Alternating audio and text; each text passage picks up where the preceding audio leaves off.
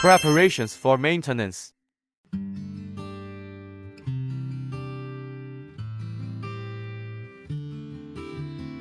Today, I will show you how to handle the battery alarm 2068-3. Check whether the cable is a twisted pair communications cable.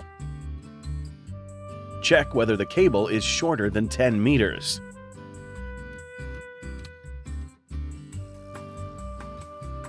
Turn the DC switch of the DC-DC to the off position.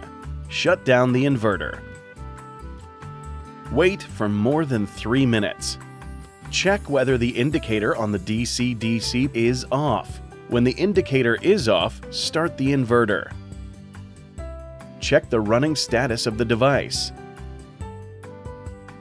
Press Start if the DC-DC is not started. Exchange the communication cables of the battery expansion module and the DC-DC. Press Start to start the DC-DC. Replace the communications cable between the DC-DC and the battery expansion module with a new common network cable.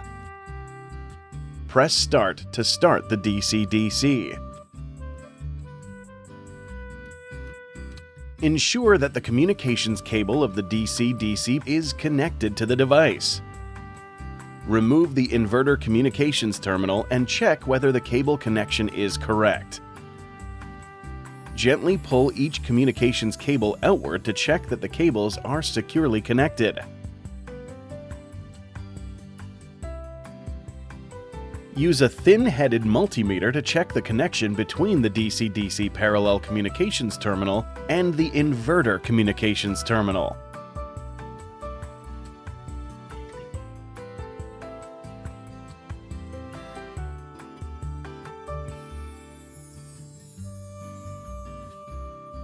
Use the multimeter to check the connection between the DC-DC communications terminal and the inverter communications terminal.